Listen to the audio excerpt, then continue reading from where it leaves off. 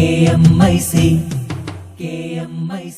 നാടിന്റെ ചലനങ്ങൾ കൺമുന്നിൽ കാണാം, വാർത്താവിശേഷത്തിൻ ചെപ്പു തുറക്കാം. KMIC news.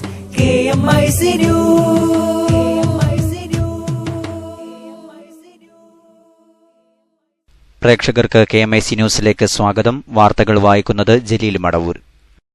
പ്രധാന വാർത്തകൾ. ഹജ്ജ് കർമ്മങ്ങൾക്ക് തുടക്കം. ഹജ്ജിന്റെ സുപ്രധാന കർമ്മമായ അറഫ സംഗമം നാളെ. തീവ്ര സലഫി ആശയക്കാരനായ ശംസുദ്ദീൻ പാലത്തിന്റെ വിദ്വേഷ പ്രസംഗം പോലീസ് കേസെടുത്തു. മുജാഹിദ് ഗ്രൂപ്പുകൾ ഇന്റലിജൻസ് നിരീക്ഷണത്തിൽ. മുൻ മന്ത്രി കെ ബാബുവിനെതിരായ അന്വേഷണം കോൺഗ്രസ് രാഷ്ട്രീയകാര്യ സമിതി ചർച്ച ചെയ്യുമെന്ന് VM സുധീരൻ. ട്രാക്കിലെ അറ്റകുറ്റപ്പണികൾക്കായി വേഗനിയന്ത്രണം ഏർപ്പെടുത്തിയതോടെ സംസ്ഥാനത്ത് ട്രെയിനുകൾ വൈകിയോടുന്നു. തിരുവനന്തപുരത്തേക്കും മലബാർ ഭാഗത്തേക്കുമുള്ള ട്രെയിനുകളാണ് വൈകിയോടുന്നത്. കാശ്മീരിൽ സുരക്ഷാസേനയുമായുള്ള ഏറ്റുമുട്ടലിൽ 2 പേർ മരിച്ചു. പെല്ലറ്റാക്രമണത്തിലും ടിയർ ഗ്യാസ് പൊട്ടിത്തെറിച്ചുമാണ് 2 പേർ മരിച്ചത്. ആരാധനാലയങ്ങളുടെ നിർമ്മാണത്തിനുള്ള നിയമതടസ്സങ്ങൾ ലഘൂകരിക്കണമെന്നാവശ്യപ്പെട്ട് തദ്ദേശ സ്വയംഭരണ മന്ത്രി KT ജലീലിന് SYS നേതാക്കളുടെ നിവേദനം പരിഹരിക്കുമെന്ന് മന്ത്രിയുടെ ഉറപ്പ്. വിശദമായ വാർത്തകളിലേക്ക്. ഹജ്ജ് കർമ്മങ്ങൾക്ക് തുടക്കമായി. പ്രാർത്ഥനാനിരതമായ മനസ്സുമായി മുഴുവൻ തീർത്ഥാടകരും ഇന്നുച്ചയോടെ തമ്പുകളുടെ നഗരമായ മിനായിലെത്തി. ഹജ്ജിന്റെ സുപ്രധാന കർമ്മമായ അറഫ സംഗമം നാളെയാണ്. മക്കയിൽ നിന്ന് മിനായിലേക്കുള്ള പാലങ്ങളും തുരങ്കങ്ങളും പാതകളുമെല്ലാം തീർത്ഥാടകരാൽ നിറഞ്ഞു കവിയുകയാണ്. ഉച്ചയ്ക്ക് മുമ്പ് മിനായിലെത്താനുള്ള തിടുക്കത്തിലായിരുന്നു തീർത്ഥാടകർ. അറഫയിലേക്കുള്ള യാത്രയും തുടങ്ങിക്കഴിഞ്ഞു. നാളെ നേരം പുലരുന്നതോടെ വിശ്വാസികളാൽ അറഫ മൈതാനം നിറഞ്ഞു കവിയും. സാഹോദര്യത്തിന്റെയും സമത്വത്തിന്റെയും ഉദാത്ത മാതൃകകളുമായി തീർത്ഥാടക ലക്ഷ്യങ്ങൾ പുണ്യഭൂമിയിലെത്തുന്നതോടെ ശാന്തമായ താഴ്വാരം പ്രാർത്ഥനാ മന്ത്രങ്ങളാൽ മുഖരിതമാകും. നാഥ, നിന്റെ വിളിക്കുത്തരം നൽകാൻ ഞങ്ങളിതാ എത്തി എന്നർത്ഥം വരുന്ന ലബ്ബൈക് അല്ലാഹുമ്മ ലബ്ബൈക് എന്ന തൽബിയത്തിന്റെ ധ്വനികൾ മാത്രമാണ് പുണ്യനഗരിയിൽ കേൾക്കുന്നത്.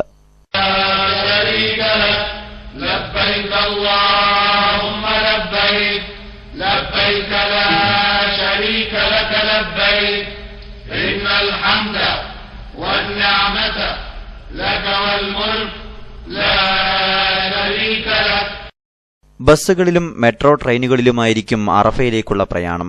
കടുത്ത ചൂട് അനുഭവപ്പെടുന്നതിനാൽ മെട്രോ സ്റ്റേഷനുകളിലേക്കുള്ള നടപ്പാതകളിലെല്ലാം തണൽക്കുടകൾ സ്ഥാപിച്ചിട്ടുണ്ട്. മിനായിലെ തമ്പുകളിലും ശീതീകരണ ജോലികൾ ദിവസങ്ങൾക്ക് മുമ്പ് തന്നെ പൂർത്തിയായിരുന്നു. മസ്ജിദുൽ ഹറാമിലെ ഹറം വികസന പദ്ധതിയുടെ ഭാഗമായി പുനർനിർമ്മാണം കഴിഞ്ഞ ഭാഗങ്ങളെല്ലാം തീർത്ഥാടകർക്കായി തുറന്നുകൊടുക്കാൻ സൽമാൻ രാജാവിന്റെ അനുമതി ലഭിച്ചു. ലക്ഷക്കണക്കിന് തീർത്ഥാടകരെ ഉൾക്കൊള്ളാൻ സാധിക്കുന്ന പുതിയ ഷാമിയ കെട്ടിടങ്ങളും ഹറമിന്റെ വടക്ക് പടിഞ്ഞാറ് തെക്ക് മുറ്റങ്ങളും തീർത്ഥാടകർക്കായി തുറന്നുകൊടുക്കുന്നുണ്ട്. ജിദ്ദയിലെ കിങ് അബ്ദുൽ അസീസ് അന്താരാഷ്ട്ര വിമാനത്താവളം വഴി മാത്രം 13 ലക്ഷത്തോളം വിദേശ തീർത്ഥാടകരാണ് ഹജ്ജിനായി എത്തിച്ചേർന്നത്. മദീന വഴിയും കടൽക്കര മാർഗവും എത്തിയവരെ കൂടാതെയാണിത്. ആഭ്യന്തര തീർത്ഥാടകരുടെ മക്കയിലേക്കുള്ള ഒഴുക്ക് വർദ്ധിച്ചു. ഇന്നുച്ചയോടെ സൌദിയുടെ വിവിധ ഭാഗങ്ങളിൽ നിന്നുള്ള തീർത്ഥാടകരെല്ലാം മിനായിലെത്തി. മിനായിലെ കൂടുതൽ വിശദാംശങ്ങളിലേക്ക്. തൽബിയത്ത് മന്ത്രങ്ങളാൽ നിറഞ്ഞൊഴുകുകയാണ് മിന. ദുൽഹജ്ജ് 8 ആയ ഇന്ന് ഹാജിമാർക്ക് പ്രത്യേക ആരാധനകളൊന്നുമില്ലെങ്കിലും ഹജ്ജിന്റെ പ്രധാന ചടങ്ങായ അറഫ സംഗമത്തിലേക്കുള്ള തയ്യാറെടുപ്പിലാണ് ഹാജിമാർ. മലയാളി ഹാജിമാരെല്ലാം ഇന്ന് പുലർച്ചെയോടെയാണ് മിന ടെന്റുകളിലെത്തിയത്. മലയാളികൾ അടങ്ങുന്ന ഇന്ത്യൻ ഹാജിമാർ വെള്ളിയാഴ്ച രാത്രി തന്നെ മിനയിലേക്ക് തിരിച്ചു. ശനിയാഴ്ച അർദ്ധരാത്രിയോടെ അറഫ സംഗമത്തിന് തിരിക്കുന്ന ഹാജിമാർ ഞായറാഴ്ച വൈകിട്ട് മുസ്ദലിഫയിലെത്തി അവിടെ രാത്രി തങ്ങി വീണ്ടും മിനയിലെ കൂടാരത്തിൽ തിരിച്ചെത്തും. അറഫയിലെ നിൽപ്പും മുസ്ദലിഫയിലെ രാത്രി തങ്ങലും കഴിഞ്ഞ് ജംറകളിൽ പിശാചിനെ കല്ലെറിഞ്ഞ് കഅബ പ്രദക്ഷിണവും ബലിയുമൊക്കെ തീർത്ഥാടകർ നിർവഹിക്കുന്നത് മിനയിൽ താമസിച്ചാണ്. ദുൽഹജ്ജ് 12 വൈകിട്ടോടെയാണ് മിനയിൽ നിന്ന് മടക്കം ആരംഭിക്കുക. അനിഷ്ട സംഭവങ്ങൾ ഒഴിവാക്കാൻ ദുൽഹജ്ജ് 13 കൂടി കുറച്ച് തീർത്ഥാടകരെ മിനയിൽ തന്നെ നിർത്താൻ ഇത്തവണ നിർദ്ദേശം നൽകിയിട്ടുണ്ട്. 1500 തീർത്ഥാടകരുള്ള കൂടാരങ്ങളിൽ ചുരുങ്ങിയത് 3 സെക്യൂരിറ്റി ജീവനക്കാർ വേണമെന്ന് തമ്പുകളുടെ ചുമതല വഹിക്കുന്ന മുത്തവീഫ് സ്ഥാപനങ്ങൾക്ക് നിർദ്ദേശം നൽകിയിട്ടുണ്ട്. News desk KMIC news. മുൻമന്ത്രി കെ ബാബുവിനെതിരായ അന്വേഷണത്തിൽ കോൺഗ്രസിന്റെ നിലപാട് രാഷ്ട്രീയകാര്യ സമിതി യോഗത്തിന് ശേഷമെന്ന് KPCC അധ്യക്ഷൻ VM സുധീരൻ. പ്രധാനപ്പെട്ട വിഷയമായതിനാൽ അതിനു മുമ്പ് പ്രതികരിക്കുന്നില്ലെന്നും അദ്ദേഹം വ്യക്തമാക്കി. ഇതോടെ ബാബുവിനെ ചൊല്ലി കോൺഗ്രസിലുള്ള ഭിന്നത പരസ്യമായി. കെ ബാബുവിന് പരസ്യമായി പിന്തുണ പ്രഖ്യാപിച്ചാൽ ഉമ്മൻചാണ്ടിയുടെയും MM ഹസന്റെയും നിലപാട് തള്ളുന്നതാണ് KPCC അധ്യക്ഷന്റെ വാക്കുകൾ. പാർട്ടിയിൽ ആലോചിച്ച് പറഞ്ഞതല്ല അവരുടെ പ്രതികരണങ്ങൾ എന്ന് വ്യക്തമാക്കുകയായിരുന്നു സുധീരൻ. കേസ് സംബന്ധിച്ച തന്റെ പ്രാഥമികാഭിപ്രായം നേരത്തെ UDF യോഗത്തിൽ പറഞ്ഞിട്ടുണ്ടെന്ന് സുധീരൻ പറഞ്ഞു. കോൺഗ്രസ് നേതൃത്വം കൊടുക്കുന്ന UDF കൃത്യമായ ചർച്ചകൾക്ക് ശേഷമാണ് ഇക്കാര്യത്തിൽ ഒരു നിലപാട് പറഞ്ഞത്. കോൺഗ്രസ് നേതൃത്വം കൊടുക്കുന്ന UDF ഈ കാര്യത്തിൽ ഒരു നിലപാട് പറഞ്ഞിട്ടുണ്ട്. ആ UDFന്റെ നിലപാട് പറഞ്ഞത് അവിടെ കൃത്യമായ ചർച്ചയ്ക്ക് ശേഷമാണ്. ആ ചർച്ചയിൽ കോൺഗ്രസിന്റെ പ്രാഥമികമായ അഭിപ്രായം അവിടെ പറഞ്ഞിട്ടുണ്ട്. 24 ചേരുന്ന രാഷ്ട്രീയകാര്യ സമിതിയിൽ ഈ വിഷയം എല്ലാ വശങ്ങളും ചർച്ച ചെയ്ത് അതേക്കുറിച്ച് കൃത്യമായ ഒരു അഭിപ്രായം, സമഗ്രമായ ഒരു അഭിപ്രായം പാർട്ടിയുടെ ഭാഗത്തുനിന്ന്. മുമ്പ് മാധ്യമപ്രവർത്തകർ ഈ വിഷയത്തിൽ പ്രതികരണം ചോദിച്ചപ്പോൾ VM സുധീരൻ ഒഴിഞ്ഞുമാറിയിരുന്നു. ഇതോടെ 24-ന് ചേരുന്ന കോൺഗ്രസ് രാഷ്ട്രീയകാര്യ സമിതി യോഗം K ബാബുവിനെ ചൊല്ലി കലുഷിതമാകുമെന്ന് ഉറപ്പായി. ആരാധനാലയങ്ങളിൽ ആയുധ പരിശീലനം നിരോധിക്കുമെന്ന് ദേവസ്വം മന്ത്രി. ഇതു സംബന്ധിച്ച് ഉടൻ ഉത്തരവിറക്കുമെന്ന് മന്ത്രി കടകംപള്ളി സുരേന്ദ്രൻ. ഒരു മതത്തിന്റെയും ആരാധനാലയ പരിസരത്തും ആയുധ പരിശീലനം അനുവദിക്കില്ലെന്നും മന്ത്രി പറഞ്ഞു. ഇന്ന ക്ഷേത്രങ്ങളൊന്നും പറയാൻ ഞങ്ങൾ ഇപ്പൊ തയ്യാറാകുന്നില്ല. അവർ തന്നെ ആദ്യം പറഞ്ഞല്ലോ ഒരിടത്തും ഇല്ല എന്ന്, പിന്നീട് പറഞ്ഞല്ലോ ശക്തിപ്പെടുത്തുമെന്ന്. എവിടെയെങ്കിലും ഉണ്ടെങ്കിൽ പരിശീലന പരിപാടികളോ കളരിയോ അഭ്യാസമുറകൾ പഠിപ്പിക്കുന്ന കേന്ദ്രങ്ങളുണ്ടെങ്കിൽ അതങ്ങ് അവസാനിപ്പിക്കുക. അവർക്ക് വേറെ സ്ഥലമുണ്ടല്ലോ, ധാരാളം സ്ഥലം അവർക്കുണ്ടല്ലോ, അവിടെ അവർക്ക് എന്തുമാകാമല്ലോ നിയമവിധേയം. ജൈവകൃഷിയിൽ 100 മേനി കൊയ്ത് CPI. സംസ്ഥാന സമിതി ഓഫീസായ MN സ്മാരകത്തിൽ നടന്ന വിളവെടുപ്പ് സംസ്ഥാന സെക്രട്ടറി കാനം രാജേന്ദ്രൻ ഉദ്ഘാടനം ചെയ്തു. MN സ്മാരകത്തിൽ ടെറസിലും മുറ്റത്തുമായാണ് കൃഷി ഇറക്കിയത്. ചീര, വെണ്ടയ്ക്ക, തക്കാളി എന്നിവയാണ് കൃഷി ചെയ്തത്. ഇതിൽ ചീരയുടെ വിളവെടുപ്പാണ് നടന്നത്. കൃഷിമന്ത്രി VS സുനിൽകുമാറും CPI ദേശീയ നിർവാഹക സമിതി അംഗം പന്ന്യൻ രവീന്ദ്രനും വിളവെടുപ്പിൽ പങ്കുചേർന്നു. കൃഷി വിപുലപ്പെടുത്താനാണ് പാർട്ടി തീരുമാനം. വ്യാപകമായിട്ട് എല്ലാ സ്ഥലങ്ങളിലും ഒരു ട്രെൻഡ് കൊണ്ടുവരികയാണ്. ഇപ്പോൾ ഹരിത കേരളം എന്ന് പറഞ്ഞ പദ്ധതി സർക്കാർ അനൗൺസ് ചെയ്തിട്ടുള്ളത് ജൈവ കൃഷിയെ പ്രോത്സാഹിപ്പിക്കുന്ന ഒരു പദ്ധതിയും അതിൽ ഉൾക്കൊള്ളുന്നുണ്ട്. കള്ളക്കേസിൽ കുടുക്കി കേരള കോൺഗ്രസിനെ ഒതുക്കാമെന്ന് കരുതേണ്ടെന്ന് ചെയർമാൻ KM മാണി. തനിക്കെതിരെ പുതിയ FIRകൾ വന്നതിന് പിന്നിൽ ദുരുദ്ദേശമുണ്ട്. ഇതിനെതിരെ ശക്തമായി തിരിച്ചടിക്കും. UDF വിട്ടെങ്കിലും അന്ധമായ എതിർപ്പ് ആരോടുമില്ല. പൊതുപ്രവർത്തകർക്കും രാഷ്ട്രീയക്കാർക്കുമെതിരെ ലാഘവത്തോടെ കേസെടുക്കാമോ എന്ന് സർക്കാർ പരിശോധിക്കണമെന്നും മാണി ആവശ്യപ്പെട്ടു. കേരള കോൺഗ്രസ് കോട്ടയം ജില്ലാ കൺവെൻഷൻ ഉദ്ഘാടനം ചെയ്ത് സംസാരിക്കുകയായിരുന്നു അദ്ദേഹം. രാഷ്ട്രീയമായി തേജോവധം ചെയ്യുന്നതിന് വേണ്ടി മനഃപൂർവ്വമായി ശ്രമങ്ങൾ ഇവിടെ നടക്കുന്നു. എങ്ങനെയോ നിർഭാഗ്യവശാൽ ഇവിടെ നമുക്കെതിരെ FIR വരുന്നു. ഞാനിത് ആരാണ് അതിന്റെ പിന്നിലെന്നൊന്നും ഞാൻ പറയുന്നില്ല. പക്ഷെ ഗവൺമെന്റ് ഇത് പരിശോധിക്കണം. പൊതുപ്രവർത്തകർക്കെതിരെ, രാഷ്ട്രീയ നേതാക്കൾക്കെതിരെ ഇത്ര ലാഘവത്തോടുകൂടി കേസുകളെടുക്കാവോ? ട്രാക്കിലെ അറ്റകുറ്റപ്പണികൾക്കായി വേഗനിയന്ത്രണം ഏർപ്പെടുത്തിയതോടെ സംസ്ഥാനത്ത് ട്രെയിനുകൾ വൈകിയോടുന്നു. മലബാർ ഭാഗത്തേക്കും തിരുവനന്തപുരത്തേക്കുമുള്ള ഭൂരിഭാഗം ട്രെയിനുകളും 1 മണിക്കൂറിലേറെ വൈകും. എറണാകുളം ഷൊർണൂർ റൂട്ടിലും എറണാകുളം കോട്ടയം കായംകുളം റൂട്ടിലുമാണ് നിയന്ത്രണം.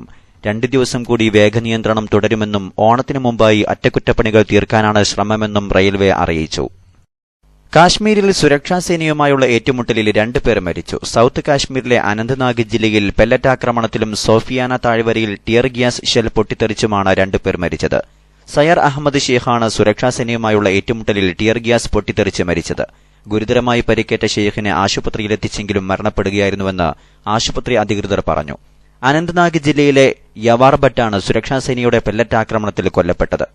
ഹിസ്ബുൽ മുജാഹിദ്ദീൻ കമാൻഡർ ബുർഹാൻ വാനി കൊല്ലപ്പെട്ടതിനെ തുടർന്നാണ് കാശ്മീരിൽ സംഘർഷമുണ്ടായത്. ഇതോടുകൂടി സംഘർഷത്തിൽ കൊല്ലപ്പെട്ടവരുടെ എണ്ണം 78ആയി. കാശ്മീരിൽ സർവകക്ഷി സംഘത്തിന്റെ സമാധാന ദൌത്യം പരാജയപ്പെട്ടതോടെ സംഘർഷ പ്രദേശങ്ങളിൽ കരസേനയുടെ സാന്നിധ്യം വർദ്ധിപ്പിക്കാൻ കേന്ദ്ര സർക്കാർ നീക്കം നടത്തുന്നതിനിടെയാണ് ആക്രമണമെന്നതും ശ്രദ്ധേയമാണ്. നിലവിൽ അർദ്ധസൈനിക വിഭാഗങ്ങളെ വിന്യസിച്ചിരിക്കുന്ന ദക്ഷിണ കാശ്മീരിലെ പ്രശ്നബാധിത പ്രദേശങ്ങളിൽ കൂടുതൽ കരസേനാംഗങ്ങളെ വിന്യസിക്കാനാണ് കേന്ദ്ര സർക്കാർ ഒരുങ്ങുന്നത്. ഗുജറാത്തിലെ ബാബ്നഗറിൽ ഒരു കൂട്ടം യുവാക്കൾ കച്ചവടക്കാരനെ മർദ്ദിച്ച് കൊലപ്പെടുത്തി. 8 പേർ ചേർന്ന് വടികൊണ്ട് അടിച്ചു കൊലപ്പെടുത്തുന്ന ദൃശ്യങ്ങൾ സമീപത്തെ സെക്യൂരിറ്റി ക്യാമറയിലാണ് പതിഞ്ഞത്. ബാബ്നഗറിലെ പച്ചക്കറി കച്ചവടം നടത്തുന്ന റഫീഖ് ഹുസൈനാണ് കൊല്ലപ്പെട്ടത്. ഇയാൾ 25 ലക്ഷം രൂപയ്ക്ക് വീട് വാങ്ങിയിരുന്നു. കച്ചവടം നടന്നതിന് പണം വേണമെന്ന് ഒരു കൂട്ടം ചെറുപ്പക്കാർ ആവശ്യപ്പെട്ടിരുന്നു. എന്നാൽ തന്റെ കയ്യിൽ പണമില്ലെന്നും വായ്പയെടുത്താണ് വീട് വാങ്ങിയതെന്നും ഇയാൾ യുവാക്കളെ അറിയിച്ചു. ഇതിന് പ്രതികാരമായാണ് കൊലപാതകമെന്ന് കരുതുന്നു. CCTV ദൃശ്യങ്ങളിൽ നിന്നും സംഭവത്തിന് ഉത്തരവാദികൾ ആരെന്ന് വ്യക്തമായെന്നും ഇവരെ ഉടൻ പിടികൂടുമെന്നും പോലീസ് അറിയിച്ചു. വിദ്വേഷ പ്രസംഗം നടത്തി അതിന്റെ ഓഡിയോകളും വീഡിയോകളും സോഷ്യൽ മീഡിയകളിലൂടെ പ്രചരിപ്പിച്ച് മുജാഹിദ് വിഭാഗത്തിലെ തീവ്ര സലഫി ആശയക്കാരൻ ഖുർആന്റെ മഹത്തായ ആശയങ്ങളെയും സന്ദേശങ്ങളെയും തെറ്റായി വ്യാഖ്യാനിച്ച് പ്രചരിപ്പിക്കുന്ന കോഴിക്കോട് ചേവായൂർ സ്വദേശിയായ ശംസുദ്ദീൻ പാലത്തിനെതിരെ ജില്ലാ പബ്ലിക് പ്രോസിക്യൂട്ടറും ഗവൺമെന്റ് പ്ലീഡറുമായ അഡ്വക്കേറ്റ് സി ഷുക്കൂറാണ് ജില്ലാ പോലീസ് മേധാവിക്ക് പരാതി നൽകിയത്.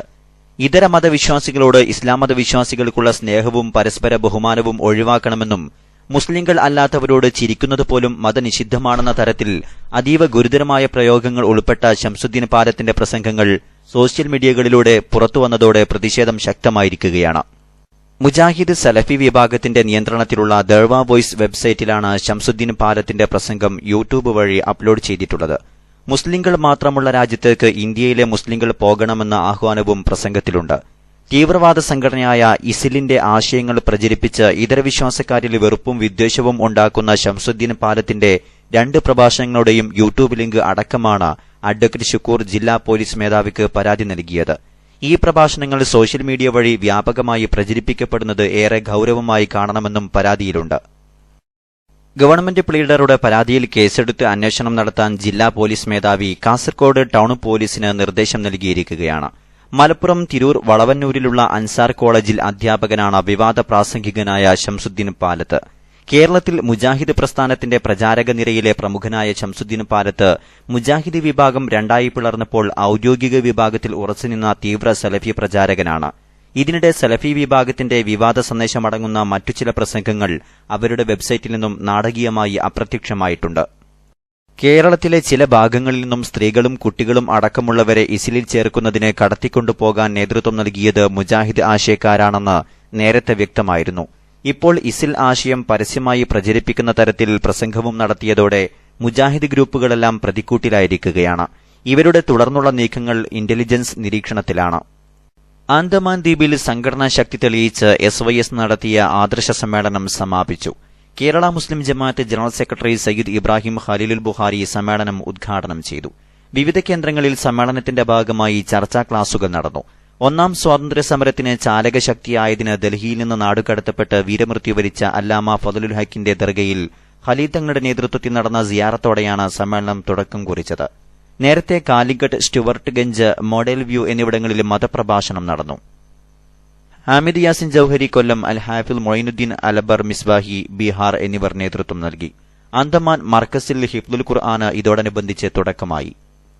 ആരാധനാലയങ്ങളുടെ നിർമ്മാണത്തിനുള്ള നിയമതടസ്സങ്ങൾ ലഘൂകരിക്കണമെന്നാവശ്യപ്പെട്ട് SYS സംസ്ഥാന ഉപാധ്യക്ഷൻ പള്ളങ്കോട് അബ്ദുൽ ഖാദർ മദനിയുടെ നേതൃത്വത്തിൽ സുന്നി നേതാക്കൾ തദ്ദേശ സ്വയംഭരണ മന്ത്രി KT ജലീലിന് നിവേദനം നൽകി.